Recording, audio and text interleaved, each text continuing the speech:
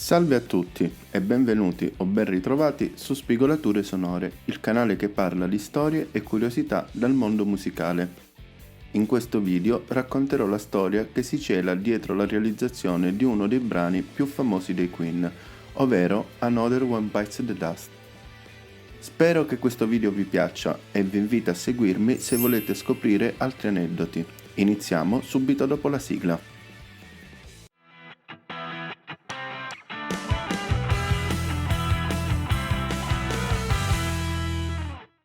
I quattro componenti storici dei Queen, Freddie Mercury, Brian May, Roger Taylor e John Deacon, sono stati tutti dei compositori che nel corso della carriera hanno messo a segno più di una hit. Another One Bites the Dust, con il suo iconico giro di basso, con le oltre 7 milioni di copie vendute nel mondo, è stato, al momento del lancio, il singolo di maggior successo della band e l'unico a raggiungere la prima posizione nella classifica statunitense. Contenuta nell'album The Game del 1980, grazie alle sue sonorità mette in evidenza il nuovo percorso che la band aveva intrapreso al fine di rinnovare il proprio sound. Infatti, a partire da questo album, oltre ad adottare un cambio di look, i Queen cominciano ad introdurre nella loro musica i sintetizzatori, che fino a quel momento erano stati banditi in maniera tanto orgogliosa da esplicitarlo sulle note di copertina dei precedenti album. Però, alla fine degli anni 70, i tempi stavano cambiando e i Queen lo avevano capito a loro spese con il passo falso del disco jazz, le cui vendite non avevano portato i risultati sperati. Motivo per cui, quando devono registrare il loro nuovo lavoro, si recano presso i Musicland Studios a Monaco di Baviera, di proprietà di Giorgio Moroder, e iniziano a lavorare con il produttore tedesco Reinhold Mack, che svecchia e velocizza il processo di lavorazione della band in studio, ma soprattutto punta a modernizzare i suoni e ad asciugare le composizioni, portandole al passo con i tempi e con il gusto del pubblico. A onor di cronaca va detto che il rifiuto per i sintetizzatori decantato in passato non era dettato da convinzioni di tipo campanilistiche, ma dal fatto che secondo i quattro questi strumenti non avevano ancora acquisito una propria anima, risultando quindi eccessivamente freddi e sterili. All'inizio degli anni '80 però queste tecnologie avevano fatto i passi avanti necessari per far ricredere i componenti della band.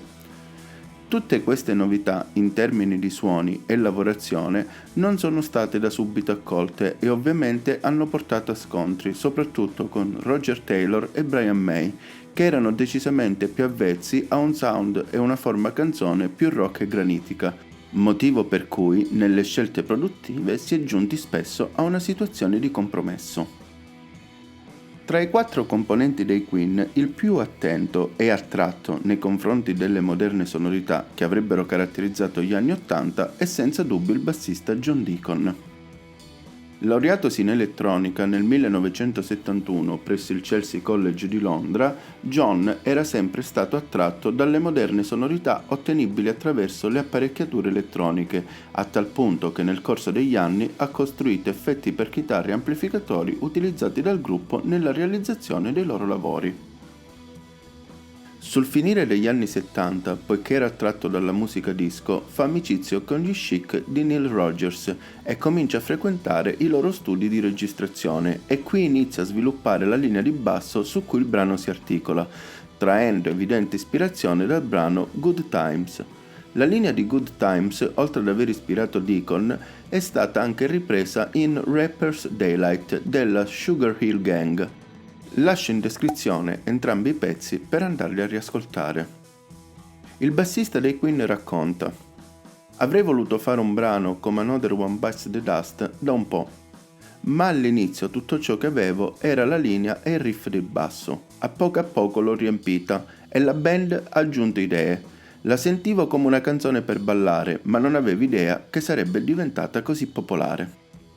Entrato in studio di registrazione, Deacon suona, oltre al basso, quasi tutti gli strumenti che possiamo ascoltare nel brano, come le chitarre, le percussioni, il battito delle mani in loop per tutto il pezzo e il pianoforte, creando i vari effetti che si possono ascoltare attraverso l'utilizzo di nastri al contrario o a diversa velocità e filtrando gli effetti sonori con un harmonizer. Tornando al basso, che è senza dubbio lo strumento che la fa da padrone nel pezzo, si nota come il suono sia molto curato e moderno. Risalta subito all'orecchio l'utilizzo di vari effetti, tra cui l'octaver, che conferisce un senso di pienezza e fa sembrare quasi come se siano due strumenti a suonare all'unisono. Per quanto riguarda i restanti Queen, Brian May si è limitato ad aggiungere ulteriori effetti con la chitarra e Roger Taylor a registrare i loop di batteria ottenendo il caratteristico suono smorzato riempendo i tamburi con coperte e stracci. Al momento dell'arrivo in studio di Freddie Mercury, la base musicale era praticamente quasi del tutto ultimata, però prima di iniziare la registrazione delle linee vocali, il cantante, dopo aver letto il testo, che in un primo momento racconta di una storia di cowboy che si affrontano in un duello, lo trova poco adatto alla cornice musicale moderna e convince Deacon a cambiarlo con una storia di gangster, cosa che forse ha potuto ispirare Michael Jackson per l'ambientazione del pezzo Smooth Criminal e scopriremo più avanti perché.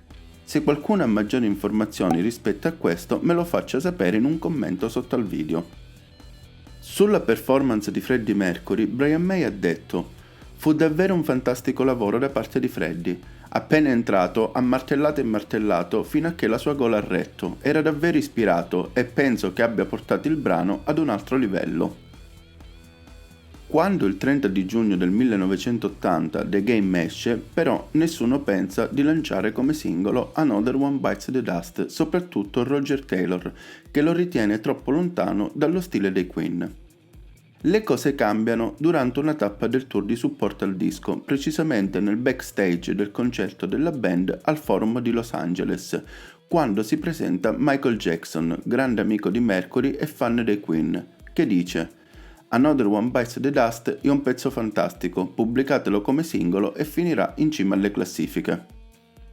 Beh, potete ben capire che se nel 1980 Michael Jackson dice una cosa del genere, non dare retta al suo fiuto sarebbe stata una scelta folle. Ed è così che il 22 agosto dello stesso anno il brano viene lanciato come quarto singolo estratto da The Game e la scelta si rivela più che azzeccata. Infatti, le radio nere americane cominciano a suonare il brano, che diventa subito molto popolare nelle discoteche, decretandone un successo immediato, con pubblico e alcuni giornalisti convinti che la performance vocale, grazie al suo piglio funky, sia d'opera di un cantante afroamericano. Il brano, oltre alla consacrazione della band negli Stati Uniti, frutta loro, il 30 gennaio, agli American Music Awards del 1981, il premio come Favorite Pop Rock Single. A supporto del singolo è stato creato anche un videoclip diretto da Daniela Green che fu girato il 9 agosto del 1980 presso la Reunion Arena di Dallas in Texas durante una tappa del The Game Tour, quindi poco prima della data di lancio del pezzo. Durante queste riprese è stata anche scattata la foto che si trova in copertina del singolo. Riguardo al brano, il bassista degli Chic, Bernard Edwards, ha raccontato: "Quel pezzo dei Queen è nato perché Deacon ha trascorso un po' di tempo con noi, ma va bene. Quello che non va bene è che la stampa ha iniziato a dire che li avevamo copiati. Good Times è uscito più di un anno prima, ma era incomprensibile per quelle persone che dei musicisti neri potessero essere così innovativi. Infine, non posso chiudere senza parlare del fatto che alcuni gruppi di cristiani evangelici hanno accusato negli anni '80 il brano di contenere il messaggio subliminale Start to Smoke Marijuana. E in effetti, ascoltando la voce al contrario nella parte finale e con un po' di fantasia, sembra di udire qualcosa del genere, ma al riguardo la casa discografica e la band hanno sempre smentito. E voi, conoscevate questa storia? Spero vi sia piaciuta e vi aspetto in un prossimo video con altre spigolature sonore. Arrivederci e alla prossima!